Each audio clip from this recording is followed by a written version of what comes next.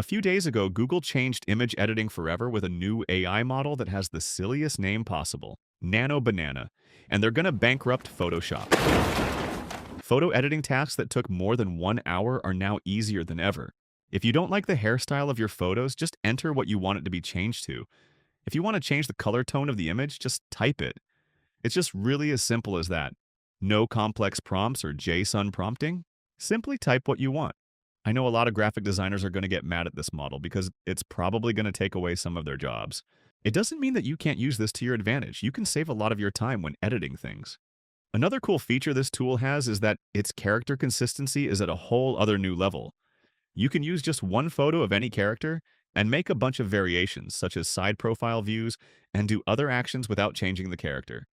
If you are an animator, you will probably love this, because now you don't need to spend hours drawing action sequences of your characters. The crazy thing is, now you don't need to hire photographers and models to shoot your clothing brand. You can use an image of a model to make an entire photo shoot with your clothing. It's so simple. It's really unbelievable how far AI editing has come since 2021. And if you are Google Gemini Pro plan, you can use this AI model unlimited times. When you go to their website, you will see this Flash 2.5 AI model, and that's Nano Banana. However, just like other AI tools, this one has some serious issues as well.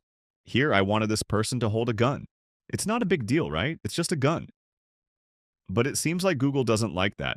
It says that this request goes against their guidelines. So, this is my personal opinion. This AI model is too much censored. I mean, censorship is 100% necessary when it comes to AI image and video generation. But too much censorship is going to ruin the creativity.